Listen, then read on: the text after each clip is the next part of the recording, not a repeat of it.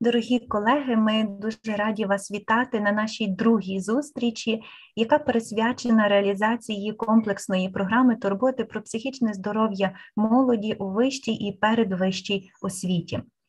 Нагадаю, що перша зустріч, яка відбувалася місяць тому за участю директора Інституту психічного здоров'я Українського католицького університету пана Олега Романчука, була присвячена, власне, представленню цієї комплексної моделі, і лінк на цей вебінар я зможу вам залишити у чаті на YouTube-каналі. Тож запрошуємо теж переглянути і ознайомитися з цією першою зустріччю. Сьогоднішня тематика теж присвячена реалізації турботи про психічне здоров'я молоді, але конкретніше ми будемо сьогодні говорити, як можна надавати психологічну допомогу молоді при зіткненні з викликами війни. Сьогоднішній вебінар організовується Центром здоров'я і розвитку колом СІМ'Ї за підтримки україно-швейцарського проекту «Психічне здоров'я для України», який реалізовується теж за підтримки Швейцарії, а також Міністерства освіти і науки України. Мене звати Мар'яна Єсип, я сьогодні буду координувати 2 години і теж вас запрошуємо впродовж залишати свої запитання, рефлексії стосовно сьогоднішнього вебінару у чаті на YouTube-каналі, і ваші запитання ми теж передамо нашим доповідачам. І з великою радістю хочу теж представити наших доповідачів. Це і наші дорогі колеги, пані Дебора Ботіта, доктор медичних наук, доцент університету штату Каліфорнія, а також пані Шерея Мінтон, ліцензований професійний клінічний консультант і доцент цього ж університету у Каліфорнії. Перекладати нашу сьогоднішню зустріч буде пані Тетяна Дитина. Тож запрошую всіх до гарного часу в нашій фаховій спільноті. І запрошую до слова наших доповідачів. You're welcome.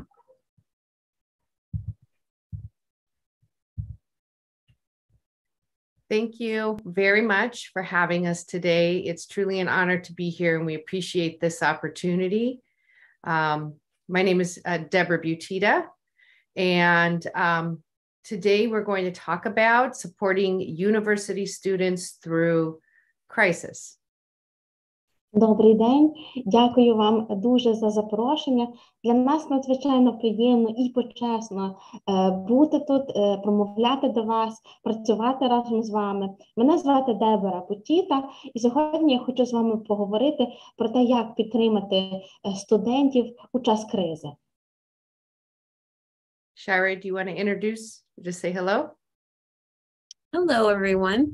My name is Shira Minton. I'm also at the same institution as Deborah and looking forward to engaging with you today. Доброго дня, мене звати Шайра Мінтон, я працюю разом із Деборою, і сьогоднішній вебінар ми будемо проводити разом.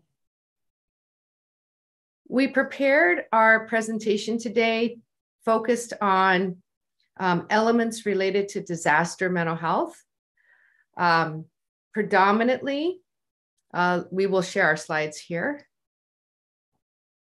Ми підготували сьогоднішню нашу презентацію з врахуванням елементів психічного здоров'я під час різних лих. Я почну з того, що покажу нашу презентацію. The first thing we want to talk about in considering disaster mental health and crisis in general is the persistent stress and trauma that your country has been dealing with, and how that impacts emerging adults, young adults. Почнемо ми з того, як на психічне здоров'я впливає той постійний стрес і травма, через яку проходить ваша країна вже певний час. Зокрема, зосередитися на тому, як це впливає на підлітків і на молодих людей. And then we want to talk about how these crises have impacted the mental health of young adults and the complexity from a trauma-informed lens. Я хотіла би детальніше подивитися, власне, те, як ці кризові ситуації впливають на психічне здоров'я підлітків і молодих людей. Зокрема, як це виявляється в країнах, які зараз переживають цю травму. And finally, talking about how to support university students through this time using a trauma-informed lens and ideas around post-traumatic growth and resilience. Ну і на кінець хочу поговорити, як підтримати молодих людей, студентів через використання призми травми, через посттравматичне зростання і резилієнтність.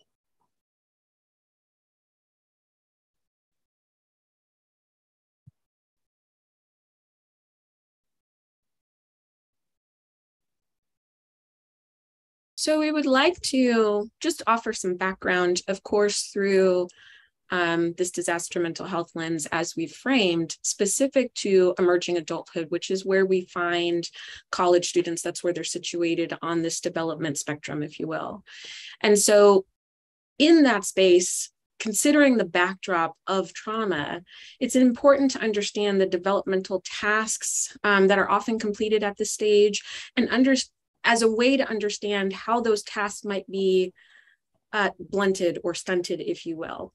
And so when we consider emerging adulthood, some of the classic signs include feeling in between being an adolescent, between being a functioning adult.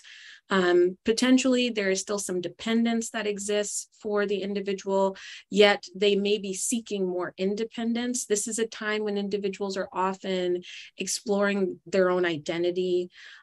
Perhaps the completion of formal education occurs at this time, entering the workforce, leaving the family home, seeking and experiencing love, and also potentially becoming a parent, right? And we have to consider what that looks like when the individual is mired in trauma.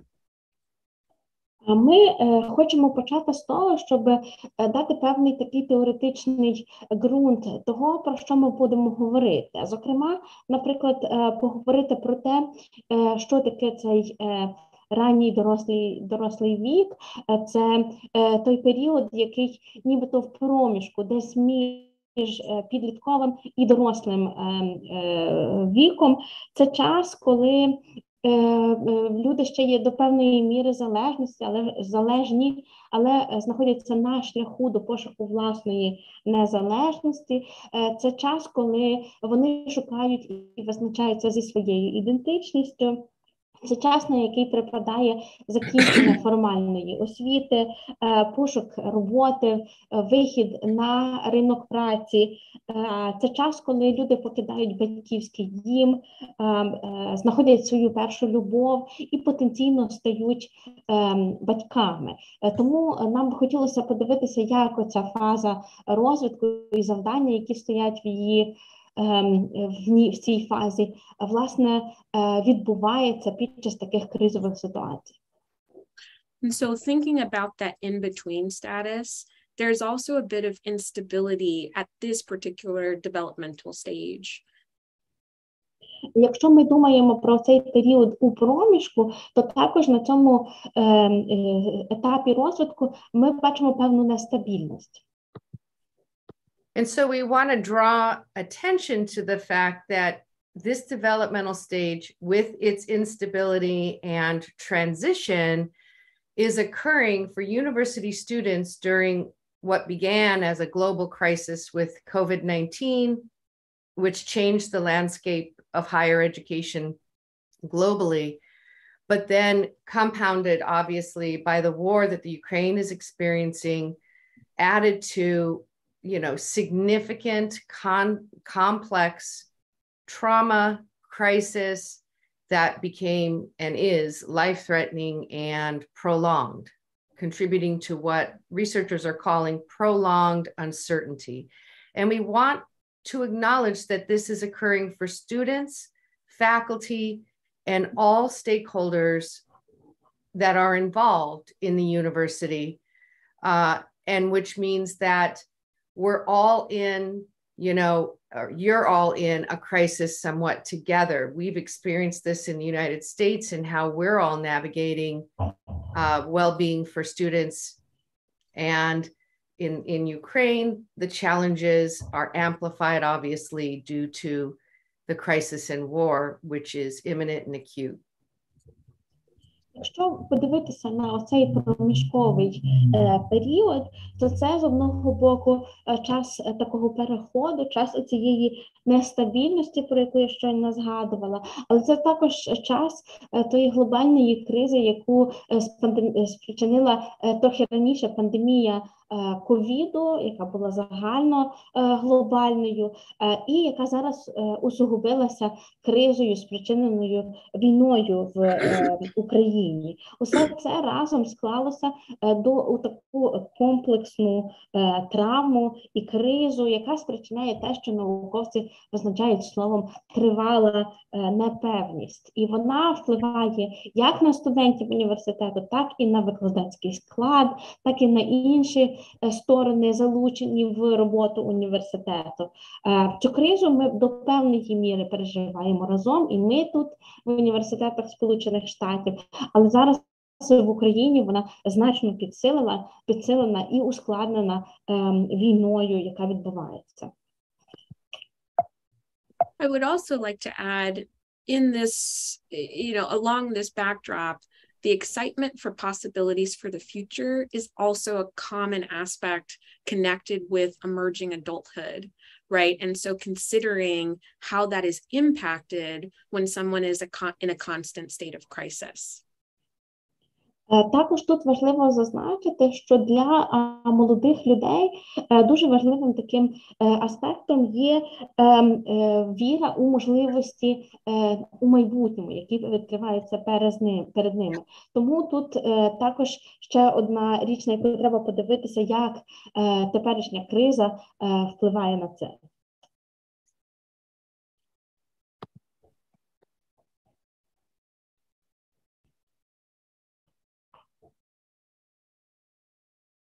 So one of the things that we want to highlight is just the significance and the extension of this trauma.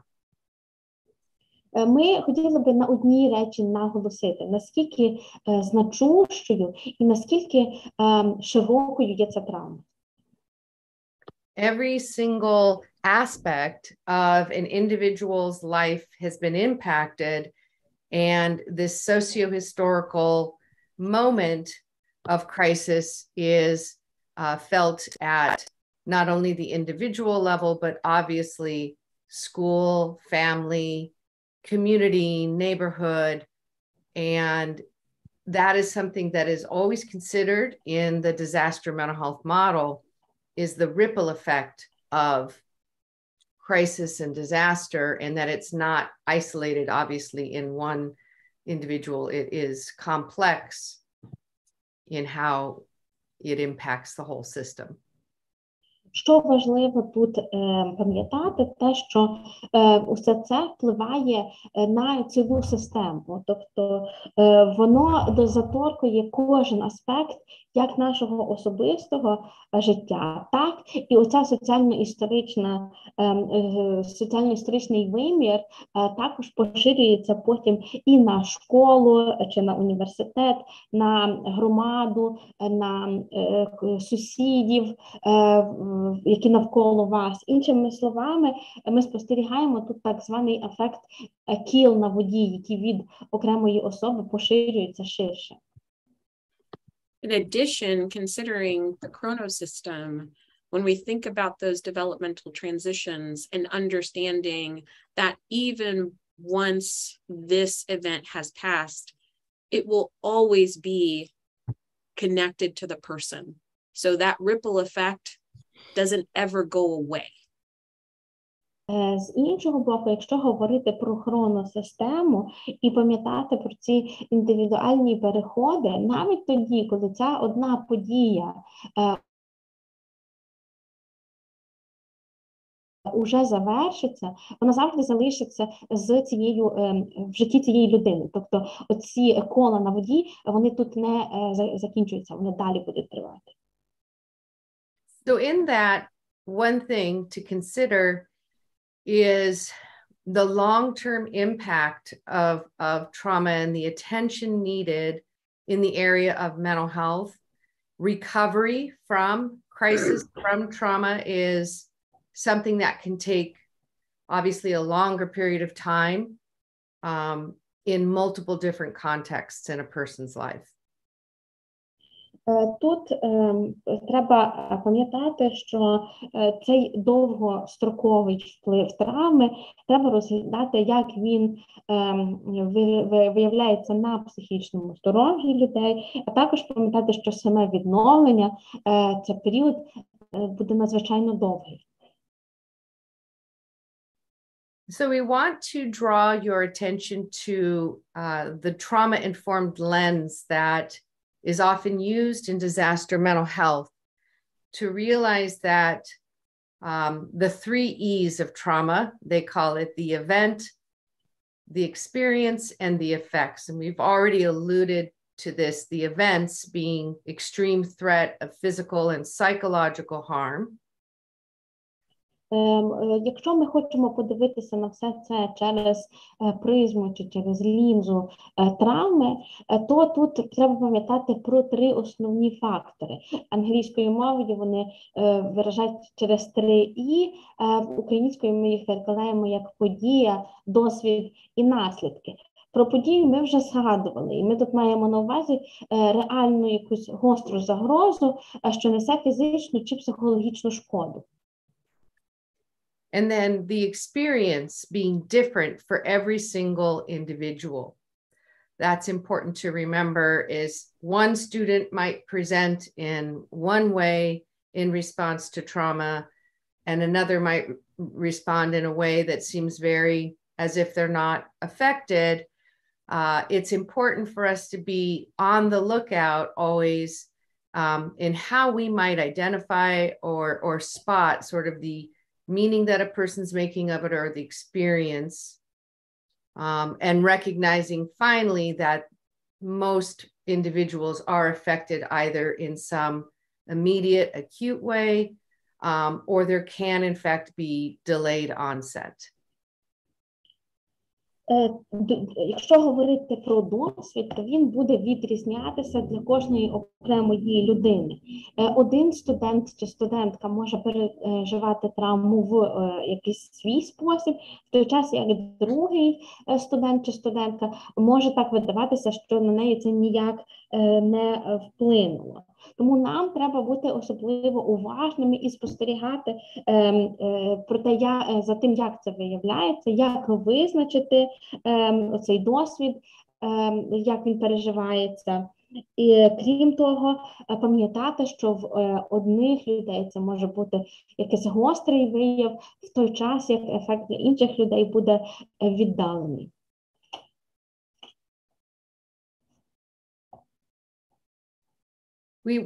We have this slide to show on the right, the graphic is all the different ways in which trauma can be experienced and how it might appear in individuals differently in a variety of ways that we may not think about.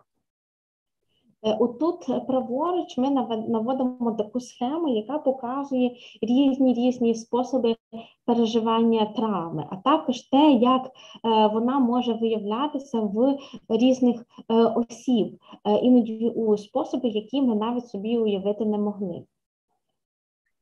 And that brings me to the 4 R's of the trauma-informed approach or lens, which is to realize that this is a mindset, a reality that could be impacting students, to realize this is part of what is going on right now for students. And like I said earlier, it has been prolonged and uncertainty, this desire to persevere, which we understand is happening, which is with your students continuing. and to recognize the different signs and symptoms so that university administrators and faculty can check in on a regular basis. Тому, відповідно до цього, ми переходимо до 4 основних завдань, які має оця лінза травми. По-перше, ми пам'ятаємо про те, що треба усвідомлювати, яка є реальність, і що те, що ми маємо зараз, це є оця тривала невпевність і оце бажання пережити, дійти до кінця. Це те, що переживають студенти. При тому керівники і викладачі університету повинні вміти розпізнати і вияви, і те, що відбувається. What is recommended most often in response to significant crisis and trauma is a system-wide integrated approach where perhaps, and this is something to consider in the future, where perhaps there's assessment that may be done to screen students for any kind of trauma response or unaddressed trauma. And then also in your approach to supporting students, staff, faculty, all key stakeholders would be to consider that there is the possibility of re-traumatizing individuals if in fact there isn't a mindset toward a trauma-informed approach, which we will share in just a minute. Тому, що переважно рекомендують, коли ми намагаємося реагувати на кризу і травму, власне, в контексті університетів чи вишів, тут важливо розробити системний інтегрований підхід. Це може бути як скринінг студентів на травму, так і різні способи підтримки, як студентів, так і викладачів, так і інших осіб, залучених до університету, так і усвідомлення можливості ретравматизації. Some of the ways we can re-traumatize individuals is by having them retell stories, retell events that have been traumatic. Один із способів, як можна повторно травмувати людину, це є просивши її переповісти історію, розказати саму цю подію. So a lot of new approaches to working with individuals who've experienced trauma work toward not having an individual consistently retell a story, but rather look into resilience, look into, survival skills, look into healthy and adaptive coping strategies for recovering from trauma. Тому нові підходи роботи з людьми, які пережили травму, не включають оце постійне переповідання історії, намагаються більше зосередитися на резилієнтності, на навичкам виживання, на стратегіях копінгу і адаптації. So this begins often with the environment that we create. The graphic on the right with a person whose brain or mind or body is experiencing the chaos and turmoil often associated with crisis and trauma. Все починається з нашої роботи із середовищем. І це добре ілюструє тут картинка праворуч. Ми бачимо, як в голові людини, чи то в тілі, відбувається такий хаос, який переважно і асоціюється з травмою. We want to encourage moving toward the more cohesive, spiral, relaxed, in control picture that is on the right with a person who is feeling more organized and in control. Imagine being in school and university and having your mind in this state of chaos and turmoil. And so the trauma-informed lens and the 6 guiding principles that I'll quickly touch on are encouraging moving toward a more organized, in control sort of mindset and approach to managing the stress and the triggers that may be still occurring. Ми намагаємося рухатися до того, що зображено в людині праворуч, тобто більш така розслаблена, більш людина, яка контролює ситуацію, організована людина. Тому що уявіть собі, що ви у школі чи навчаєтеся в університеті, і вашому мозку постійно, в вашій голові цей хаос, якесь сум'яття. Відповідно, і ця лінза роботи з травмою, і ці 6 керівних принципів, які я вам зараз представлю, спрямовані на те, щоб досягнути цього контролю, навчитися управляти як хаосом, так і стресом, так і можливими тригерами. And considering, the idea of being in control and asserting control and how that can seem potentially impossible in a situation that is wholly outside of one's control. That is a consideration as well. And the 6 principles that Deborah will review momentarily are a way to help usher in that control, or feeling like one can take some semblance of control with how they respond, considering they're in a situation that is completely out of their control. І оця ідея, що все можна тримати під контролем, вона, звісно, хороша. Але в ситуації, коли цей контроль просто втікає з наших рук, це неможливо. І тому усі 6 принципів, які зараз Дебора, про які буде зараз говорити, вони, власне, і спрямовані на те, щоб повернути це відчуття контролю через реакції, до яких ми вдаємося. So when we look at the 6 guiding principles for the trauma-informed lens, the first, we want to apply these to the university system and to the classroom. So the first is safety. And even though it feels incredibly unsafe, as Shira mentioned, in the external world, what can be done within the context of the classroom, in the context of the university as a whole, to contribute to some degree of safety and belonging on an emotional level supports the other elements of recovery. Переходячи до цих 6 керівних принципів, я нагадаю, що ми застосовуємо їх до середовища університету чи класу. І перший з них – це є безпека.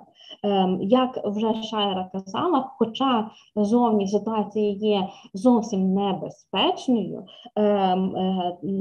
нам треба подумати, що ми можемо зробити у класі чи загалом в університеті для того, щоб створити оце відчуття емоційної безпеки. So some of the areas that I want to highlight here, one is peer support and keeping an eye out for any students that may be struggling in isolation, that may not have connection to peers or faculty. And so keeping an eye out to pull individuals who may be isolating due to any struggle they may be having with their own mental health, bringing them into community. Collaboration, mutuality, in terms of that idea of having some control, we are really talking about control over choice in this moment to engage. And I want to pause so our interpreter can, we apologize, we're going too fast. Тут я хочу наголосити, що одним з таких речей може бути підтримка однолітків чи колег. Тому тут важливо слідкувати і помічати, чи, можливо, хтось є ізольований, не контактує чи то з однокласниками, чи колегами, і через якісь особливості свого психічного, наприклад, здоров'я. Як можна залучати цю людину до співпраці? Повертаючись до того, що Шайра говорила про контроль, можна це перевести у площину вибору. Тобто я вибираю взаємодіяти, співпрацювати з іншими. Another factor to consider that I want to highlight is cultural, historical, and gender issues, which are part of what we look at in this trauma-informed lens, where we are viewing the current situation from these perspectives, knowing that cultural norms, cultural pride is part of what is motivating and contributing to the resilience of your country, your students, your faculty, all key stakeholders. Інша річ, на яку ми звертаємо увагу, це культурні, історичні і гендерні питання чи норми. Тому що, наприклад, якщо дивитися через лінзу травми на ситуацію, то оці культурно прийняті якісь норми, вони є тим, що додають і що підтримують резильєнтність всього народу, і в тому числі студентів у вашій країні. And this is a protective factor that should be acknowledged and celebrated, but not to the extent that someone isn't able to come forward with any distress they may be experiencing. Це той захисний фактор, на якому треба наголошувати, який треба визнавати, але при тому давати можливість людям усе ж висловлюватися, якщо вони переживають якийсь певний дистрес. So it's important to understand our students' experiences to major life crises that exists. So this includes their thought processes, their physical reactions. Важливо розуміти, які є реакції наших студентів на різні життєві кризи.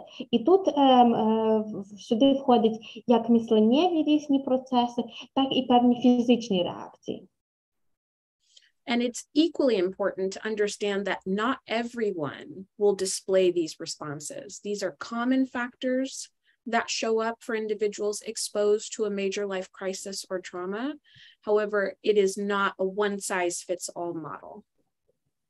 Важливо тільки розуміти, що вони не будуть однаковими чи тими самими для всіх.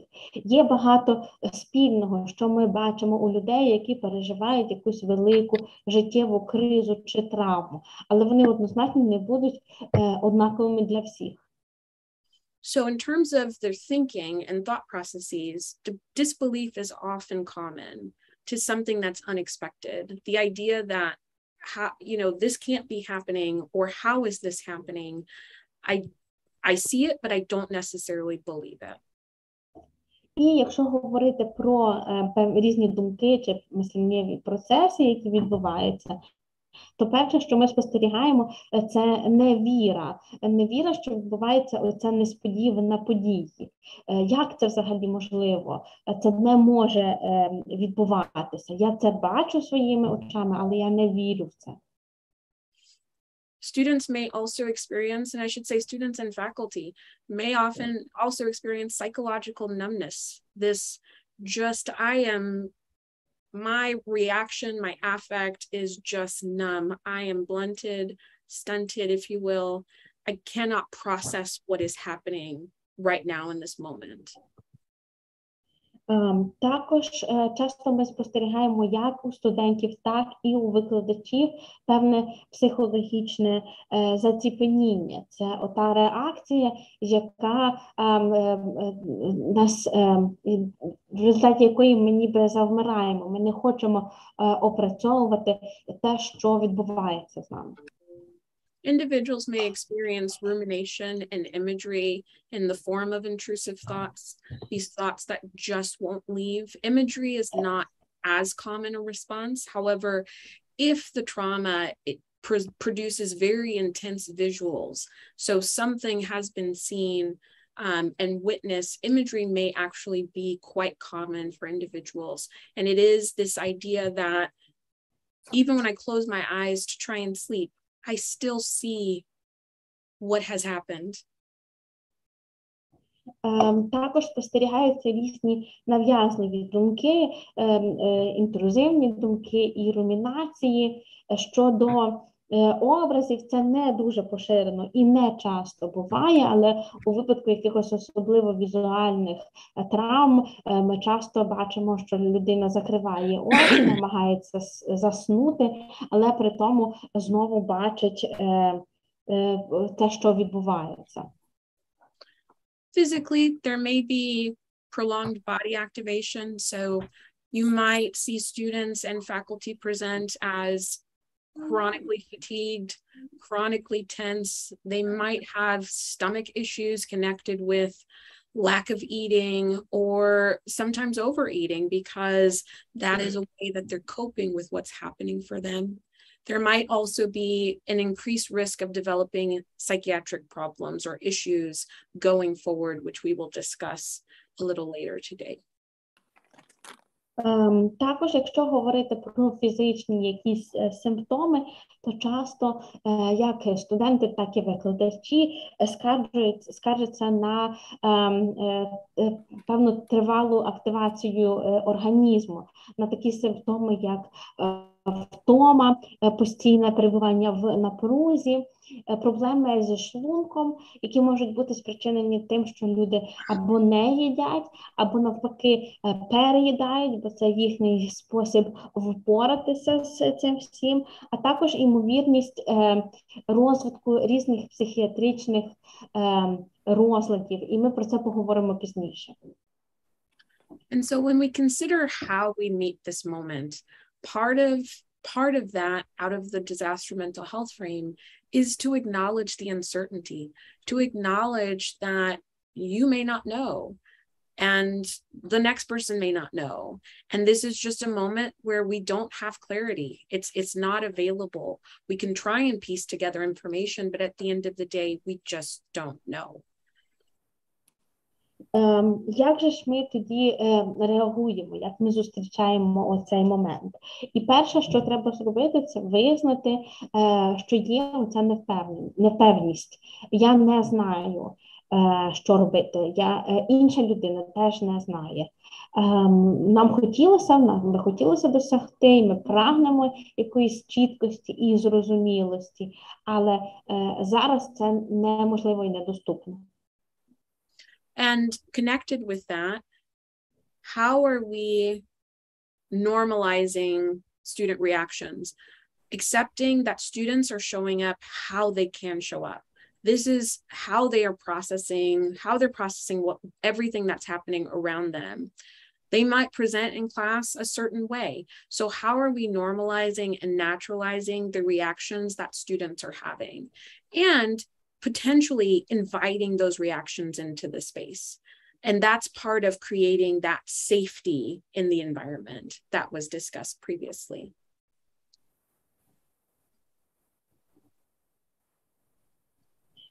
Наступне, що нам треба зробити, це подумати, як можна нормалізувати реакції, які ми бачимо, чи то в студентів, чи то у викладачів. Тобто це їхній спосіб виявлення, це їхній спосіб опрацювання того, що з ними зараз відбувається. Тому питання, як нормалізувати, як нейтралізувати ці симптоми, наприклад, у класі. Крім того, як навпаки, навіть заохочувати виявляти ці реакції, бо це один зі способів створення оцього безпечного середовища, про яке ми говорили раніше.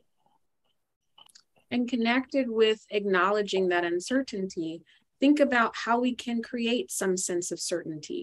We don't know when it will end. We don't know how it will end. We don't know the answers to many questions. However, we know that school will be in session, whether that's online or potentially in a physical space. We know that this assignment will still be due, right? So things like that help to create a sense of certainty and help to connect to that control. How we get people to feel like they can be in control when they're in situations that are wholly out of their control. Якщо повернутися назад до того, що ми говорили про відчуття непевності, тут ми будемо говорити про певне створення відчуття тої певності.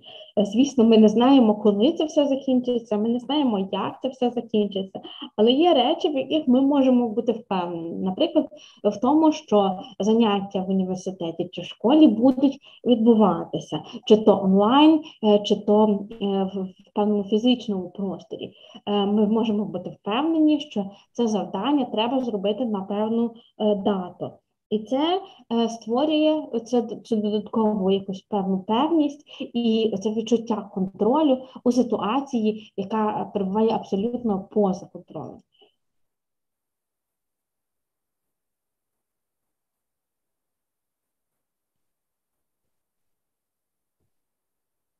So some of the latest research on mitigating persistent stress is to, as we've been talking about, focusing on school, the university, as a constant, as a certain space, even though there have been multiple interruptions and shifts in how classes are delivered. Якщо говорити про різні нещодавні дослідження, що проводилися, про те, як можна пом'якшити оцей тривалий стійкий стрес, то вони переважно роблять фокус на університеті чи на школі, як на чомусь стабільному, на цьому стабільному просторі, який постійно є тут. Хоча і в навчальному процесі були перебої, і форма його також змінювалася. From the positive psychology framework, we have borrowed the concept of grit, which is being utilized at this time to support students across the globe with regard to accessing things like resilience, long-term perseverance. And if we consider what it takes to get a degree in higher education, it does require not only the interest and passion toward what you're studying, but the ability to persevere and assisting students to find that internal ability is one of the things that is helpful. There is a link here on the slide that you can access for possibly for an assessment where students and yourself, you can assess your level of grit. Також з позитивної психології ми запозичили такий термін, який умовно можна перекласти як витримка. Іншими словами, це та підтримка студентам, наприклад, яка дозволяє їм потім розвинути певну резилієнтність і довгострокову тривалу наполегливість. Адже якщо задуматися, то що потрібно для отримання диплому? Це не тільки інтерес чи пристрасть, але постійно наполеглива праця. Тому ми намагаємося допомогти студентам знайти і розвинути в собі ось цю рису. Тут за посиланням на слайді можна перейти і знайти анкету оцінювання, де студенти, або можна студентів нам опитати, на якому рівні перебуває оця їхня витримка. Other elements that are really important to supporting student success is to foster and cultivate a sense of belonging.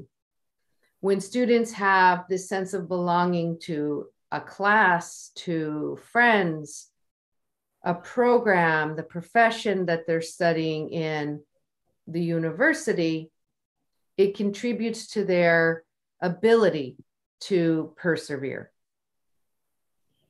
Інші елементи, на які тут можна використати, це, наприклад, розвиток відчуття приналежності до чогось. Наприклад, студенти можуть відчувати себе приналежними до певної установи, до університету, до свого класу, до своєї майбутньої професії, і це, власне, якби допомагає їм в цій витримці.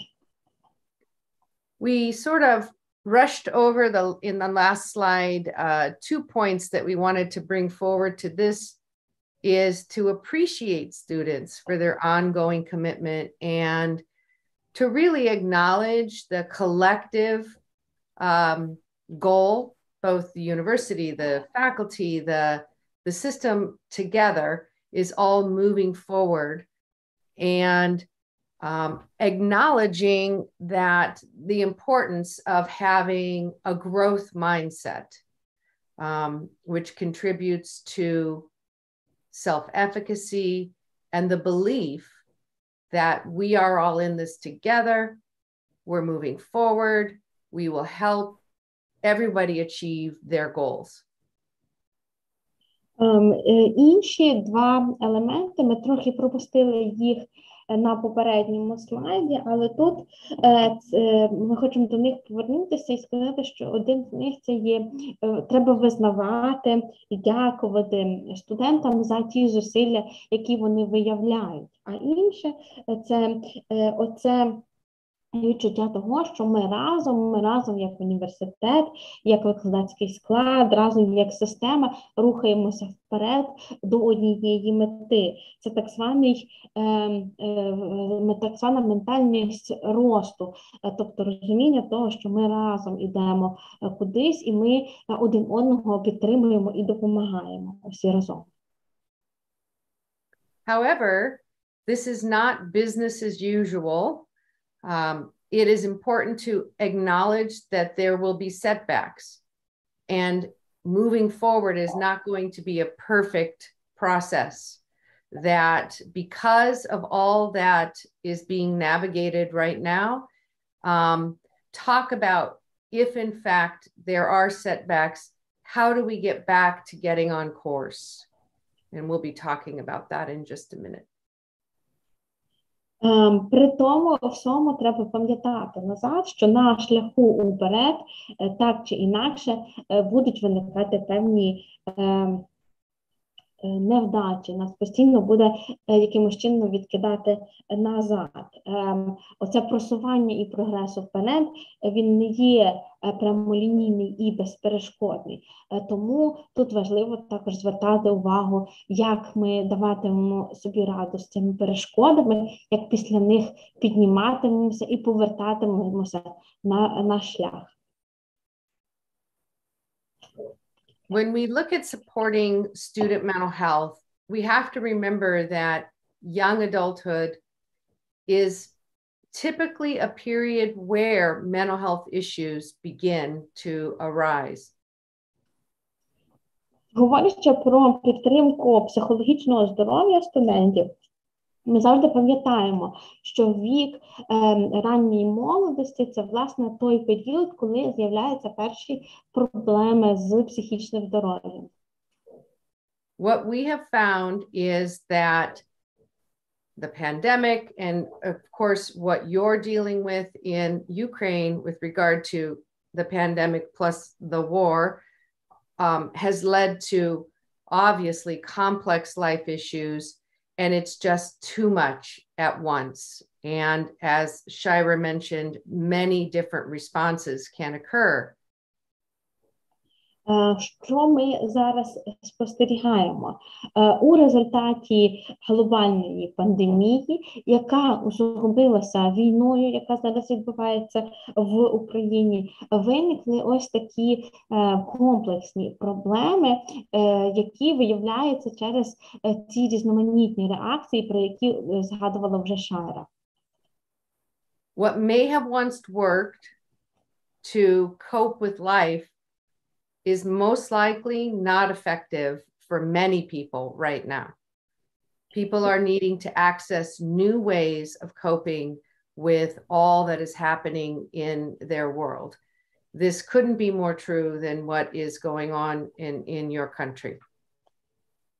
І те, що раніше допомагало справлятися з різними проблемами і перешкодами у житті, тепер виявилося неефективне. І треба шукати нових способів подолання цих нових викликів, які ми маємо. І це особливо є актуальне для вас в Україні. Applying a growth mindset, which is that idea that we have the ability to grow, develop, change, and access that inner perseverance and resilience is key to meeting this moment.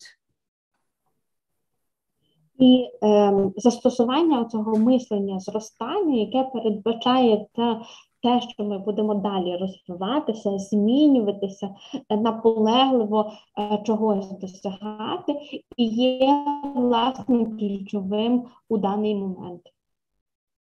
We recommend being very intentional about mental health and well-being as something that is a priority, which will contribute. Oh, go ahead.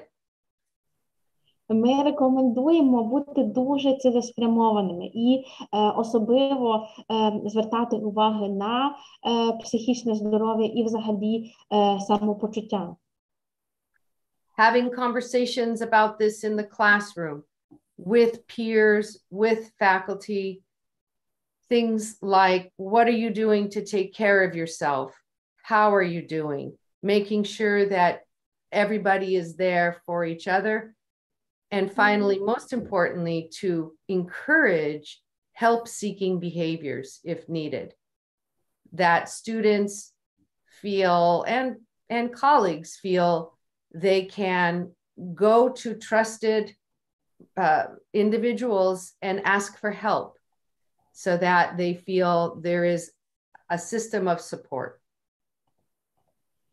Тому ми заохочуємо проводити регулярні розмови, піднімати ці теми в класі, серед колег, питатися, як ви за себе турбуєтеся, як всіх готові підтримати, а також заохочувати поведінку, шукати підтримки і допомоги, тобто можливість звернутися до особи, якій ви довіряєте, якщо вам потрібна допомога.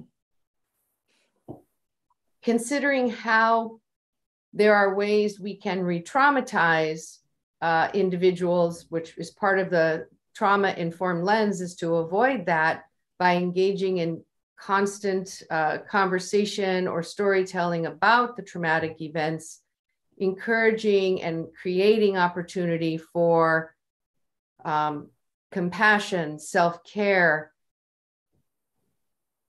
conversation and community building are going to be strategies that will be protective during this time.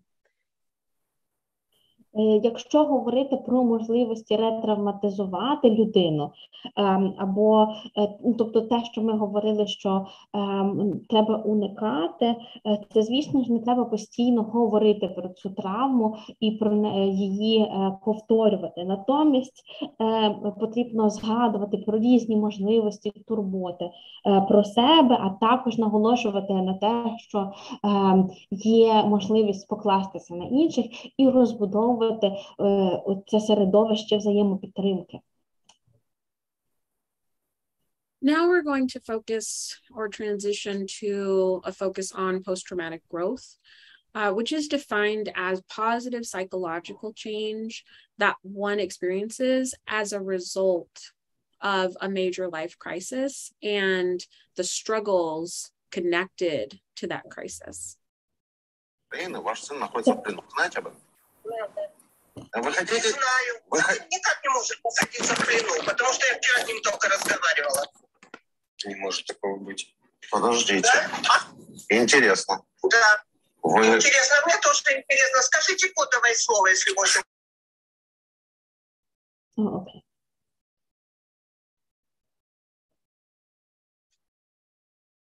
Would you like me to repeat that? Тепер я хочу перейти до наступної частини нашої презентації і поговорити про посттравматичне зростання, під яким ми розуміємо позитивну психологічну зміну, яка відбувається після переживання певної серйозної життєвої кризи чи травми і в результаті боротьби з цими обставинами. It's important to highlight that any growth that is experienced, it's not a direct result of the trauma. So experiencing trauma does not automatically lead to post-traumatic growth. Instead, it comes from the struggle that I referenced a moment ago that one engages with connected to the trauma. Важливо тут пам'ятати, що це зростання, воно не є прямим наслідком пережитої травми. Це радше воно виникає внаслідок усієї тої боротьби, яку ми прикладаємо, щоб подолати цю травматичну ситуацію. And generally, when folks are reporting how much they've grown through the challenges, through the struggles, they report feeling better connected to others. And they also seem to report finding pleasure in the small things in life. There's a quote on the screen taken directly out of the research literature that I will not read to you, but that provides, I think, a great summation of post-traumatic growth. Також, як люди, коли вони розповідають про те, що вони пережили травму і пережили оце зростання, то переважно це через подолання цих проблем, через цю боротьбу, і як результат цього вони говорять, що вони краще взаємодіють з іншими, відчувають зв'язок з іншими людьми, а також можуть звертати увагу на маленькі речі у своєму житті. Оця цитата внизу наведена, вона найкращим чином підсумовує, що таке оце посттравматичне зростання. Ми взяли це з психологічної літератури, ви можете самі почитати. In the literature, we see 5 forms of post-traumatic growth that are connected to one's beliefs and the ensuing behaviors that result. So there's often an improved relation with others.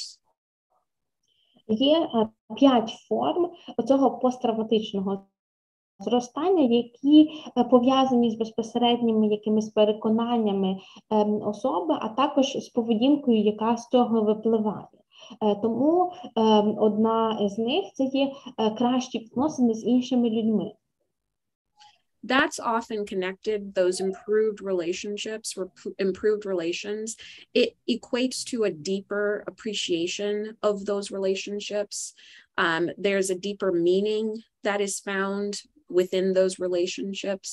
The value of those relationships increases.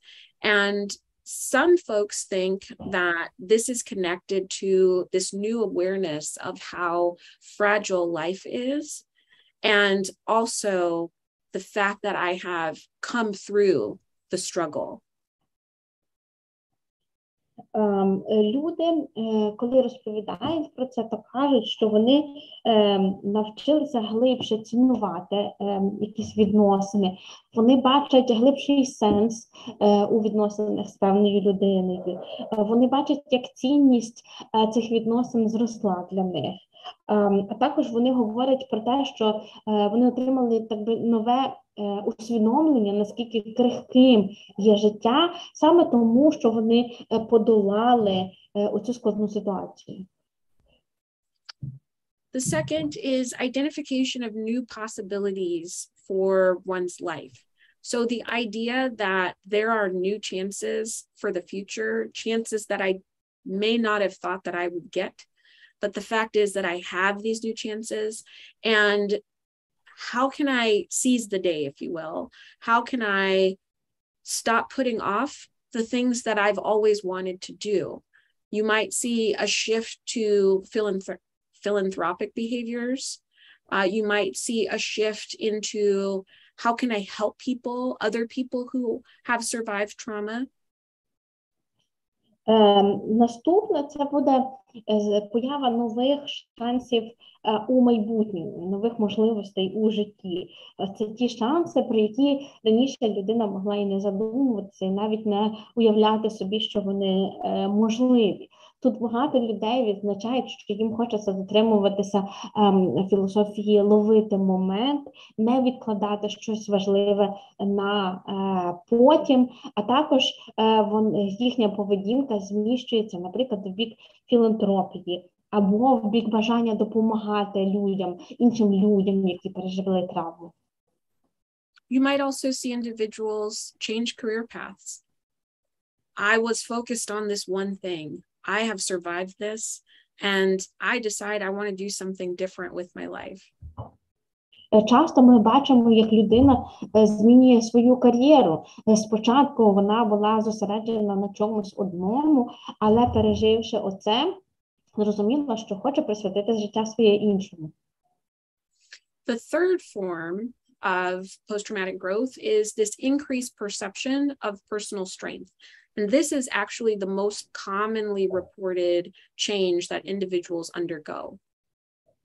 Третя форма посттравматичного зростання – це є збільшення відчуття власної сили. І про це люди повідомляють найчастіше.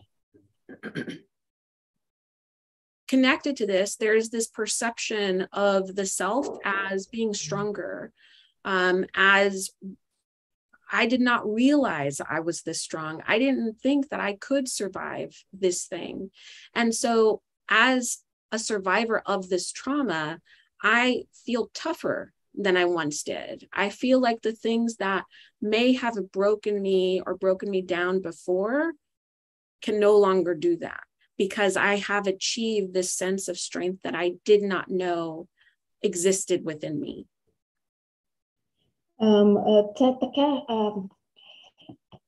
таке сприйняття себе, ніби я став сильнішим, або я не знала, що я це можу зробити, а виявилося, що можу. Я не думала, що можу це пережити, але пережила. Речі, які раніше могли б мене зламати, більше не мають наді мною влади, бо я набула нових сил і здібностей. The next form is spiritual growth. And here you find individuals who have a renewed or a strengthened sense of spirituality, of religion, after they have struggled through trauma. And there is research out that suggests that we make meaning in our lives after a trauma has been survived, and that is often connected to various religious constructs.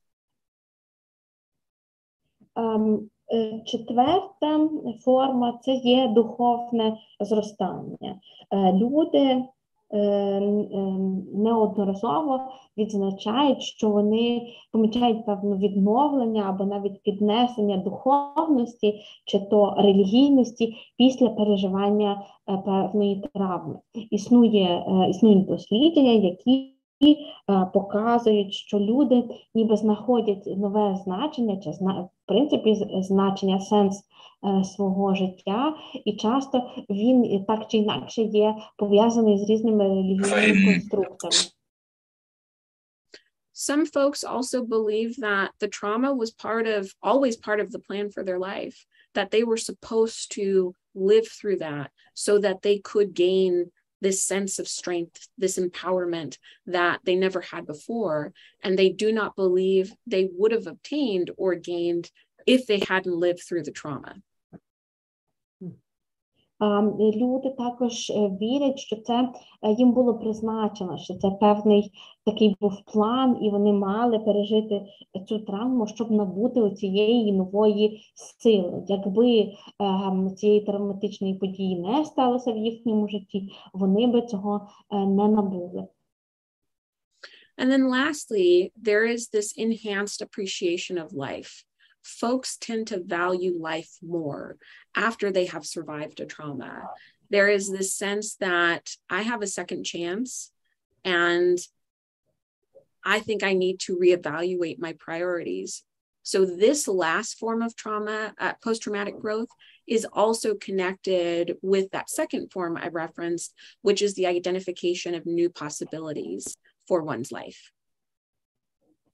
І також у п'ятій формі люди неодноразово говорять, що вони почали більше цінувати своє життя, що вони отримали другий шанс, і тепер це можливість для них переглянути свої пріоритети.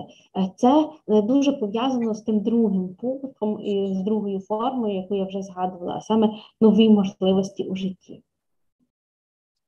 So also there is this belief that I don't need to focus on the smaller things in life, the smaller issues, right? The fact that I survived this major trauma or this major life crisis changes the way I view the world and I view the challenges that I experience in life. And that often leads individuals to not sweat the small stuff, if you will. They are not focused on the little things because they have this renewed new sense of what really matters in life.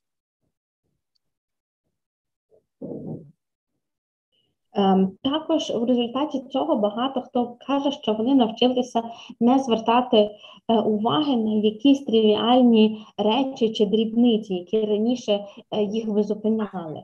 З огляду на те, що я таке пережила, я зуміла це побороти, я тепер по-іншому стала дивитися на світ і по-іншому сприймати проблеми, які в мене раніше були.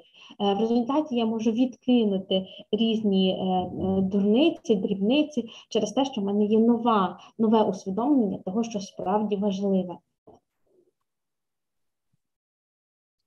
According to researchers, there are 5 steps to determining post-traumatic growth. And it's also important to note that post-traumatic growth is measured mainly subjectively.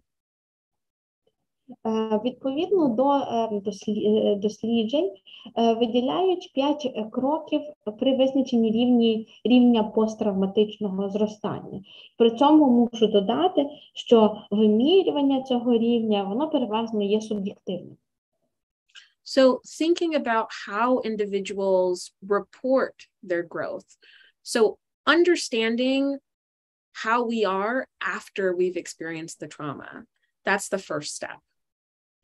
Тобто намагатися зрозуміти, як людина себе зростає в результаті цього посттравматичного, як людина себе відчуває в результаті цього посттравматичного зростання.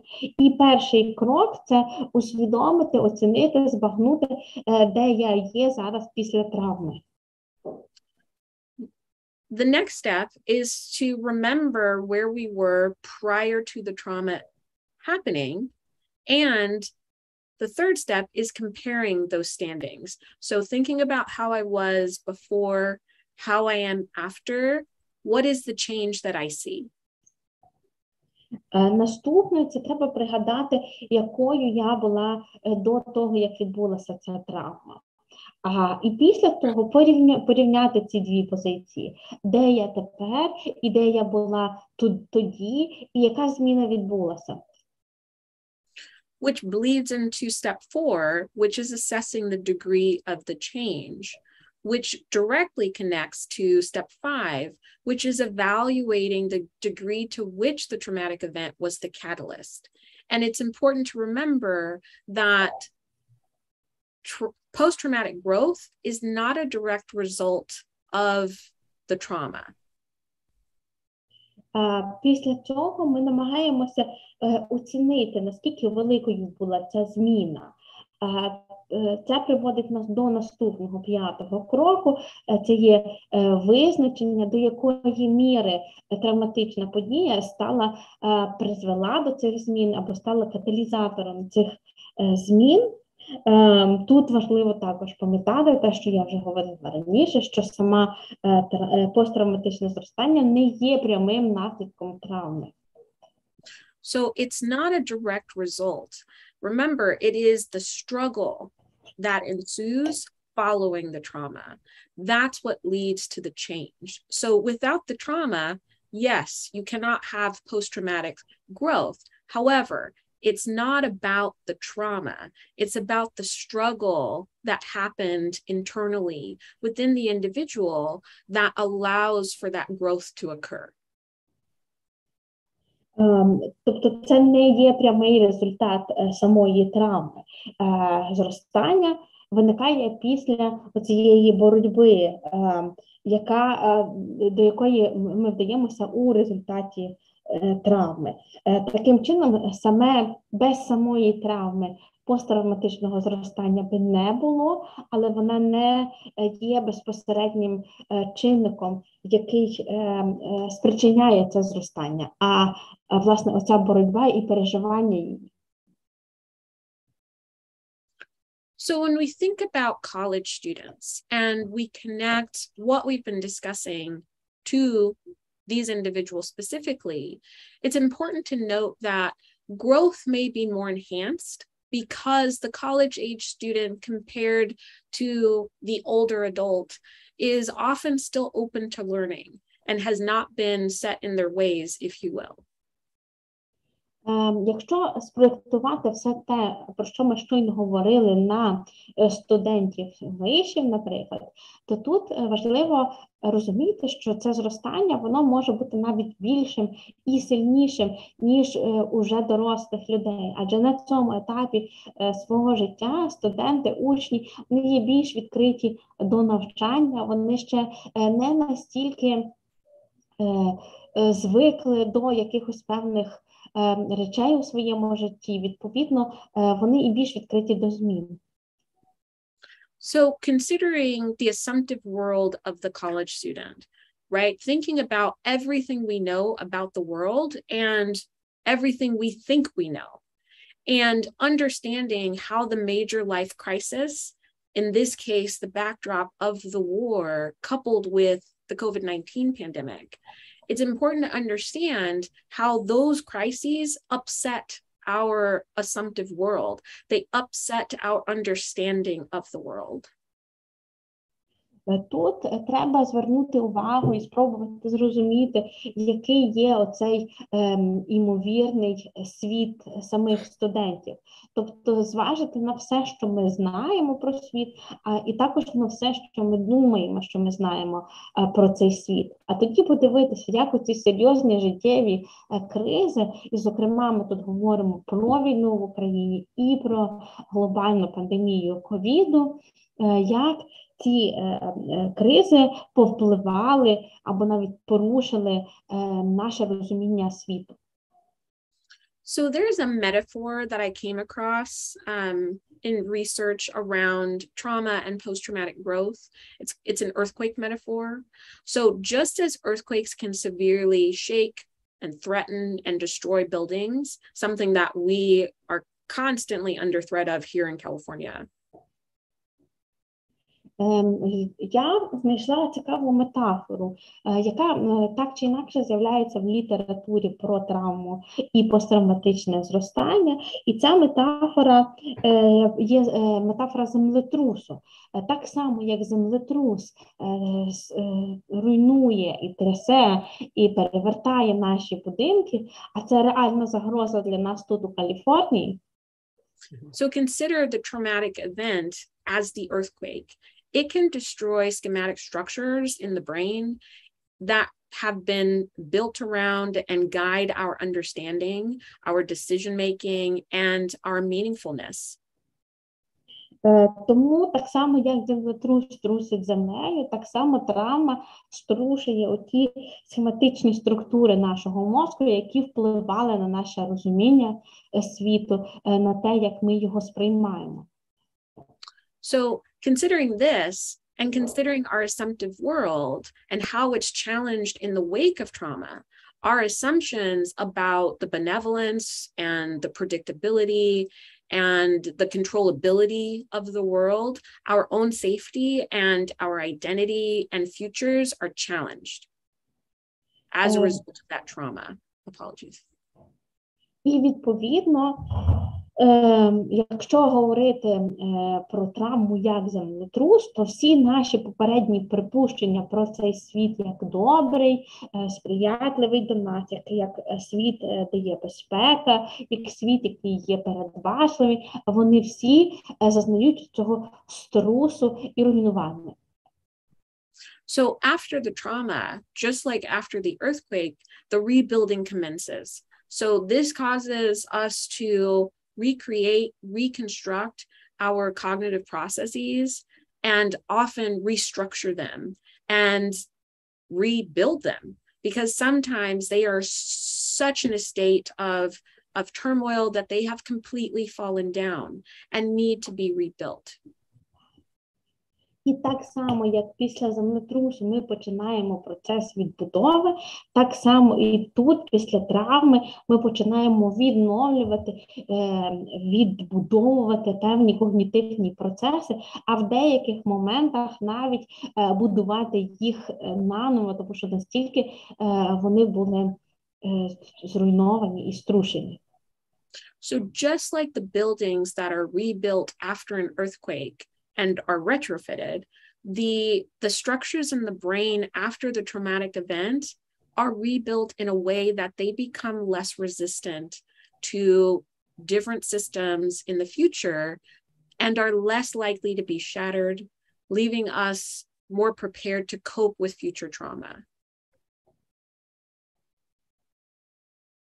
І так само, як ми після землетрусу відбудовуємо наші будівлі і робимо їх більш стійкішими до наступних таких подій, так само ми перебудовуємо, відбудовуємо наші структури мозку, щоб вони були менш резистентними і в майбутньому дозволяли нам справлятися з такими подіями, якщо вони виникнуть. And this rebuilding and our ability to cope with those future traumas is experienced as growth. So I like this metaphor because I think it directly connects what we see in the physical world with what happens mentally with individuals who experience major life crises in the form of trauma. Відповідно, оця відбудова або оця можливість у майбутньому дати собі раду з майбутніми травмами, вона якраз і сприймається як зростання. Мені подобається ця метафора, бо вона дуже гарно показує паралель між фізичним світом і те, що ми переживаємо внутрішньо в результаті якихось таких травматичних подій. So often there is a thinking about resilience and how resilience is potentially connected to post-traumatic growth. And sometimes the two terms are confused. Це приводить нас до обговорення такого терміну, як резилієнтність чи стійкість, і того, наскільки вони пов'язані із посттравматичним зростанням. Навіть в тій мірі, що ці два терміни плутають між собою. So resilience you can think of as the ability to go on with life after a hardship or some form of adversity has been experienced. Якщо говорити, що таке резилієнтність, то це буде здатність продовжувати вести своє життя далі після того, як ми пережили певні труднощі або негаразди. There is the ability to continue to lead or live a purposeful life after experiencing that hardship. Також тут йдеться про здатність вести усвідомлене і цілеспрямоване життя після пережиття таких негараздів. And there are certain elements connected with resilience, and those are shown there on the screen: commitment, control, challenge, to be challenged, to feel challenged in response to a life event. І також ця резильєнтність має певні складові, ви бачите їх на екрані, це буде зусилля, контроль, а також виклик, який ми кидаємо різним подіям у житті. However, the main difference here when considering resilience and post-traumatic growth is that in post-traumatic growth, the focus is on the growth. It's on how we have changed, what positive change has resulted in the wake of those struggles that occurred due to the trauma. In resilience, there is no change that really occurs. There's no growth. It is just that I am able to continue moving forward despite these circumstances. Різниця між ними в тому, що при посттравматичному зростанні наголос є на зростанні і на змінах, які відбулися, позитивних змінах, які відбулися в результаті боротьби після цієї травми. Якщо ми говоримо про стійкість і резилієнтність, то ми тут не говоримо про зміни чи про ріст, ми радше говоримо про продовження життя без якихось особливих змін. I think that it's important to have students and ourselves assess some of these things, to explore the idea of resilience and what already existed within us, what contributed to our ability to bounce back, to have maybe a positive attitude, to carry on in life. Думаю, важливо тут і нам, і студентам, і взагалі всім спробувати провести оцінку цих всіх речей, оцінити цю свою резилієнтність. Наприклад, подивитися на те, що в нас було вже перед тим, які риси допомогли нам відновитися, зберегти позитивний погляд на світ і продовжувати далі. But then to also acknowledge and be, as we said, intentional around the idea of assessing, as Shira mentioned, the before and after the trauma, that taking stock of what has changed. So having maybe conversations in the classroom about this. What has changed? What are you noticing? How can you apply that to your experience in learning?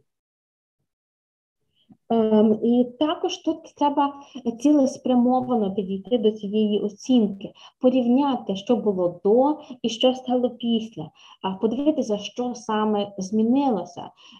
Тут можна навіть провести таке обговорення в аудиторії разом з класом, які зміни ми помічаємо, як вони виявляються. Hold on. We also, go ahead. We also have to keep in mind, were you going to move here, Shira? Mm-hmm.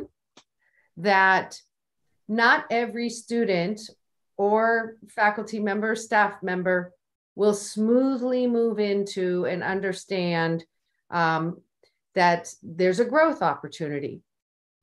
Some, depending on their lived experience, some individuals will experience intense psychological distress, including perhaps suicidal ideation.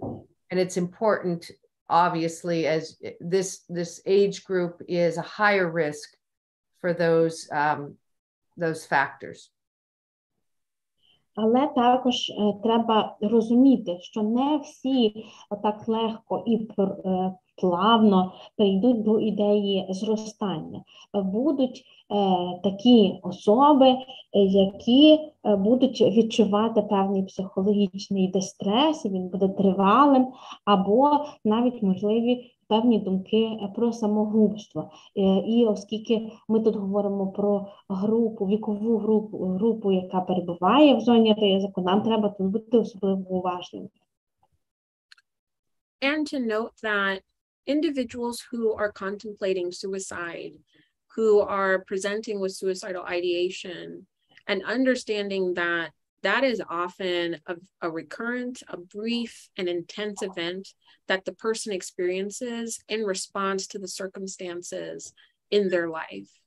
And as Deborah noted, everyone responds to crisis differently. І якщо ми тут говоримо про осіб, які задумуються про самогубство, то треба розуміти, що це є коротка, дуже інтенсивна і повторювана подія, як реакція на певні якісь обставини. І як Дебора раніше зауважила, що реакції в кожної людини на кризу чи на якусь ситуацію в житті будуть різними. And thinking about the relevance to what's happening with your students, one of the main risk factors is a history of physical or psychological trauma. And so understanding that in addition to the already full load that many are carrying, it's also important to acknowledge and understand warning signs that might be presented by students, to check in with students on a regular basis, to identify what's happening for them.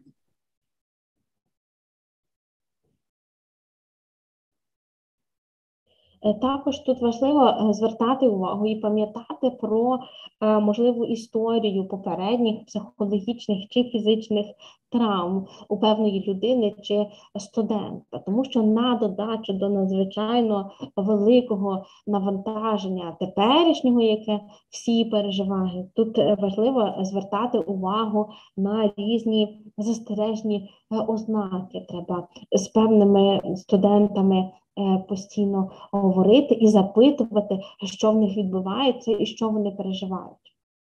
And lastly, psychological distress and suicidal ideation, post-traumatic growth can serve as a protective factor to address and combat those experiences that might occur for students going forward, considering what they're living through right now.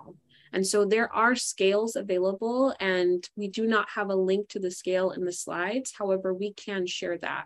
There is a post-traumatic growth scale. There are resiliency scales that are out there that can be used to assess what's happening for students. І якщо говорити про студентів, які переживають цей психологічний дистрес, чи мають думки про самогубство, то поняття посттравматичного зростання може тут служити певним захисним фактором з огляду на те, що в майбутньому може відбутися. Існують різні шкали вимірювання, ми не маємо на них посилання тут в слайді, але і я, і Дебора можемо надати вам посилання, є шкала вимірювання резильєнтності і посттравматичного зростання, які допомагають зрозуміти, що змінилося. When one of the biggest red flags that we see and could also exist for students in your country is falling behind in school or not performing. Academic functioning is a risk factor that we look at. Один із таких червоних пропорцій, які ми дуже часто тут у себе спостерігаємо, я думаю, так само вони і у вашій країні, це є відставання в академічному плані, не встигання за всіма. Students typically put a tremendous amount of pressure on themselves to be perfect, to be good students, to deliver at their highest level when in university? Тому що студенти переважно самі створюють для себе оцей тиск, намагаючись бути ідеальними студентами, намагаючись добре вчити, отримувати хороші оцінки і досягати чогось. And students can often feel a lot of shame and anxiety when they are not performing well. Також студенти, коли вони не справляються, коли вони не виконують всього, можуть відчувати сором і тривогу. We recommend that giving students the benefit of the doubt, checking in with them, communicating what you're observing, and not to assume that, let's see, not to assume that they are being lazy or just not getting to work or they're overextended, but to check in, is there something going on that maybe they also have some degree of shame around related to how they're performing academically? Якщо говорити про цю академічну успішність, там варто дати трошечки поблажку, не бути до них настільки суворими, намагатися, якщо ви щось помічаєте, підняти це питання у розмові, не вимагати занадто багато, не припускати одразу ж, що це просто лінивий якийсь студент, чи не приділяє достатньо уваги навчанню, тому що варто пам'ятати, що є оце відчуття певного сорому, яке самі ж студенти щодо своєї успішності можуть відчувати.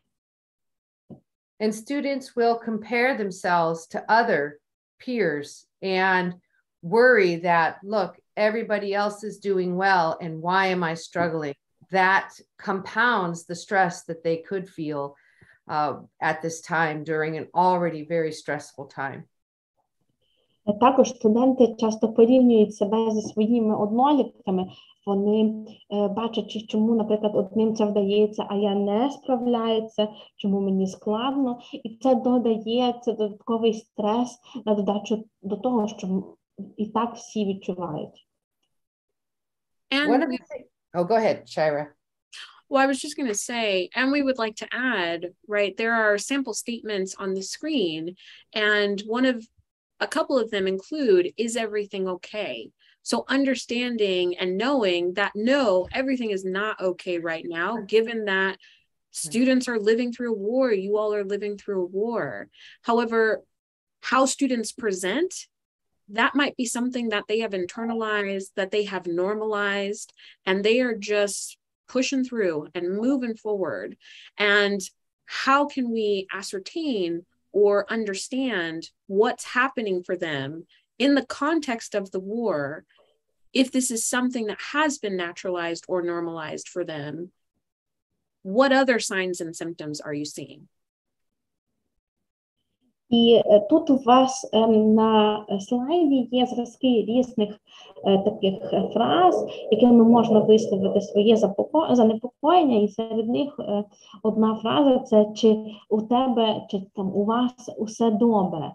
Тут важливо розуміти, що не все добре, у всіх не все добре, але можливо на фоні цього те, що переживає цей конкретний студент чи студентка, було інтерналізовано чи нормалізовано, і вони намагаються просто пережити це, йти далі, то на фоні усієї війни, яка відбувається, треба особливо пильно звертати увагу, що відбувається конкретно з цією людиною. Recognizing that the university is that place of certainty where there's community and opportunity to have a shared experience of growth. Faculty and university stakeholders are often perceived by students as a lifeline. Якщо зрозуміти, якщо усвідомити, що університет – це часто те місце, яке може виглядати оцим безпечним якимось острівком, спільнотою, яка готова завжди підтримати і яка є місцем для росту, тоді в такому випадку викладачі і працівники університету можуть стати для студентів оцим рятівним колом. Some students may be dealing with extreme grief. Some may be dealing with loss, displacement, cultural adaptation, and levels of stress that other students may not be experiencing. And acknowledging and supporting all of those realities with empathy, as well as directness, which I'll talk about quickly. Тут важливо розуміти, що певні студенти, можливо, можуть переживати дуже сильне горе, або втрату, або переміщення, чи якусь культурну адаптацію, чи підвищені рівні стресу. І тут важливо виявляти при цьому емпатію, але також певну прямоту, про яку я поговорю трохи пізніше. Helping students by being solution-focused in the sense of helping them problem solve is sometimes very necessary. Coming up with strategies to get back on track and focus on studies and look at what modifications the university may be able to help them with regard to any basic needs or safety. Ця допомога, ця пряма допомога може виявлятися через зосередження на вирішенні якихось конкретних проблем, пошуку стратегій. Наприклад, як можна приділяти більше уваги, чи краще зосередитися на навчанні, або що університет може змінити для того, щоб надати цю більшу певність чи безпеку. And so considering that we want to share our humanity as university stakeholders, again, acknowledging to some extent the stress that we are all under and expressing our concern, we regularly want to check in, as we've said, with students. Але навіть зважаючи на те, що ми всі перебуваємо в стресі і переживаємо певний рівень цього стресу, ми все ж хочемо надавати якусь підтримку, зокрема нашим студентам. Тому так важливо регулярно перевіряти, як у них справи, запитувати. One thing we heard in speaking with some university professors from Ukraine recently is that students are desiring that human connection, that time with faculty, to talk, to connect, to converse. And I think that is in part a desire to feel that connection, which is a protective factor and contributes to the growth. Ми мали розмову з однією викладачкою з України, і вона зауважила таку річ, що зараз студенти частіше виявляють бажання особистого спілкування, особистого зв'язку і взаємодії з викладачами, бо вона створює ніби оцей захисний фактор і можливості для подальшого росту. And acknowledging that this may also be a byproduct of the war coming on the heels of the pandemic and prolonged isolation that many people felt. And so, again, coming to school, being in community is really, really one of the best things that could be occurring for these young people at this time. І зважаючи на те, що потреба ця з'явилася у час війни, яка сталася одразу ж після пандемії, що супроводжувалася такою тривалою ізоляцією. Для більшості з цих студентів ходити в університет чи в школу, приходити і бути серед людей – найкраще, що може трапитися.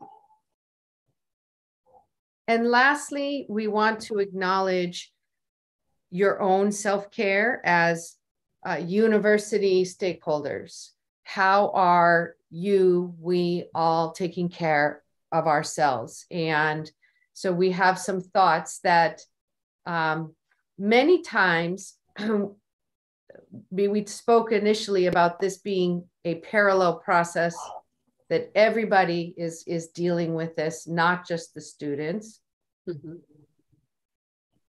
Ну і наостанок ми хочемо звернути увагу, наскільки важливо тут нам, як викладачам, як працівникам університетів, звертати увагу і розуміти свій власний стан, турбуватися про себе. Адже, як ми вже казали на початку, це є паралельні процеси, всі це переживають.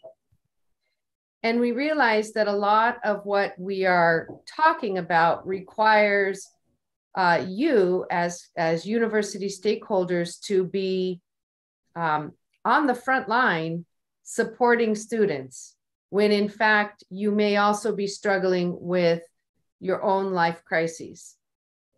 І це часто вимагає від нас, як від працівників, представників університету, надавати підтримку своїм студентам, бути на передовій цієї підтримки в той час, як ми самі можемо переживати доволі складну життєву кризу. A couple of things that are helpful.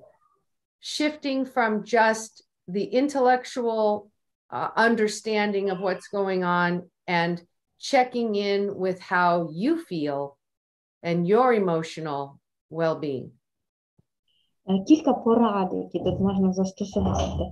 Перше, це спробуйте перейти від такого інтелектуального, звичайного розуміння того, що відбувається, до того, як ви почуваєтеся, який ваш емоційний стан. And recognizing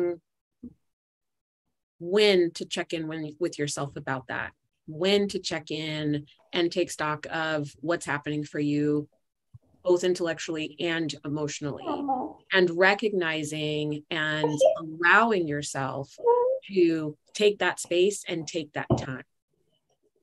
And understanding that maybe it's not something you can do right now, and that's okay. Також тут треба розуміти, коли саме запитувати себе про це, коли перевіряти свій власний час і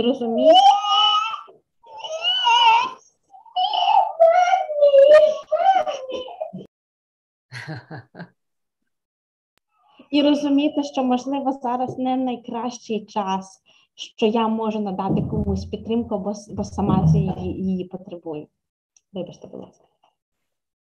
And that we would recommend, just as we have in many ways here in the United States, to create communities of support among university stakeholders. With your colleagues, be together, talk about what you're dealing with. Not only are you dealing with the trauma that you may be experiencing, but perhaps vicarious trauma and compassion fatigue related to serving students who are in crisis. Наша рекомендація – це те, що ми тут робимо дуже часто у своєму університеті, це створіть такі групи чи спільноти взаємопідтримки, де ви, як колеги, можете зустрічатися і обговорювати, при цьому проговорювати як свою власну травму і свої переживання, так і звернути увагу на цю втому від виявлення підтримки і співчуття, наприклад, яке ми постійно надаємо своїм студентам.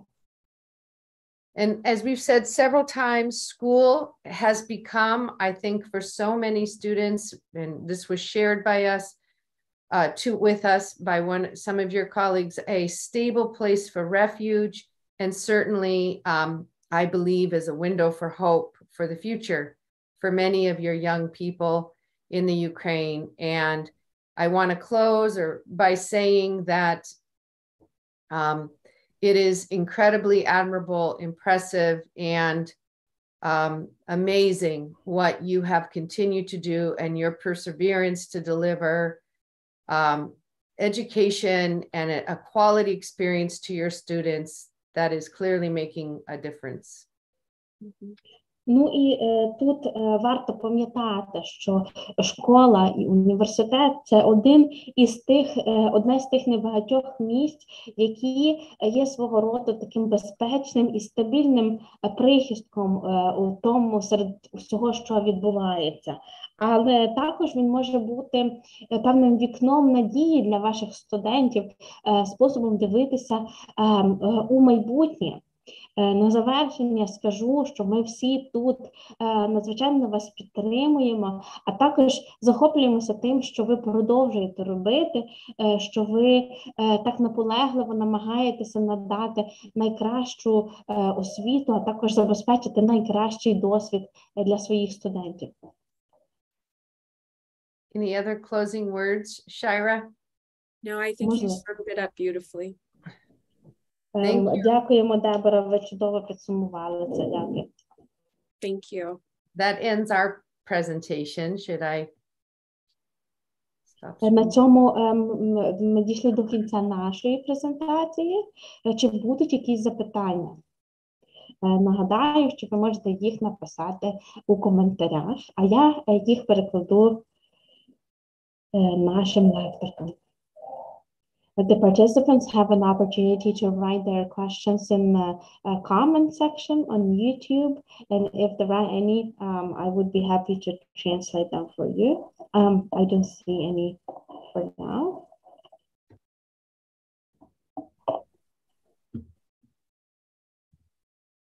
Okay.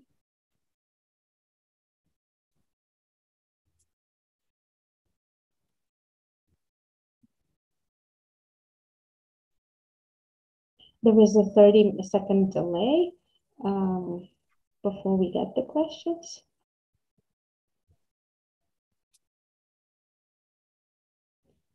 In the meantime, I would like to thank you for finding time to be with us here, for sharing this with us, and for support. Якщо запитань немає, я бачу, що ніяких питань у чаті в мене тут не виникає, то я би хотіла від нас усіх подякувати нашим запрошеним гостям, Деборі і Шайрі, за те, що знайшли час поділитися своїм багатим досвідом і підтримати нас сьогодні. На цьому ми з вами прощаємося. Дякуємо за увагу. Thank you again and have a good day. Thank you. Thank you.